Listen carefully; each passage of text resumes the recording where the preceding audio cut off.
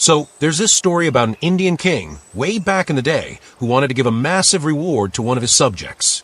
He set up a challenge for the prize. He gives him a long, white robe, and not just any white, but blindingly, impeccably white. He says, "Take this robe, my friend, and go home. Tomorrow morning, first thing, bring it back to me. If it's still as white as when I gave it to you, you win the grand prize." The guy's thinking, what kind of a cakewalk is this? Is this king serious? All right, your highness, no sweat.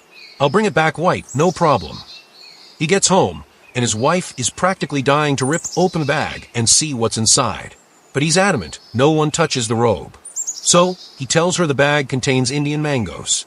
As it turns out, his wife has a mango phobia, so she stays well away from the bag. The guy wakes up bright and early. He carefully puts on the robe, being extra cautious not to leave any fingerprints. He leaves his house and heads to the local bus station for the Indian route. He jumps on the first minibus he sees and grabs a seat in the back, hoping no one bumps into him asking for 2 rupees. The lady sitting next to him was probably cold, so she began complaining to him to close the window. Even though he was hot and annoyed, he closed the window to avoid her touching the robe. On the way, there was a man selling dates from a display on the ground. The guy accidentally bumped into the display, scattering the dates. Not wanting any trouble, he said, "Hey, have a good day," and gave the man a few coins as compensation before continuing. All the way, he avoided conflicts and situations he hadn't even imagined.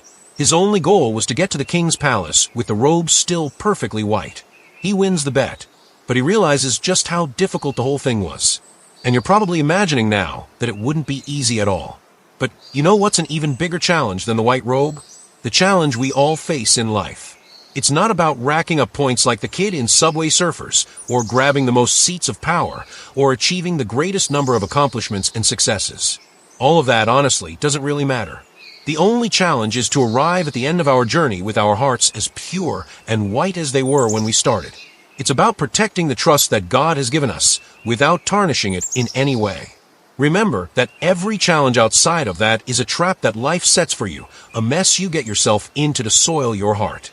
The position you'd sacrifice everything to reach, the money you live to accumulate, the children you've dedicated your life to, the revenge files that fill your mental drawers, the people you're desperate to impress, and the rat races you run, and bet on yourself.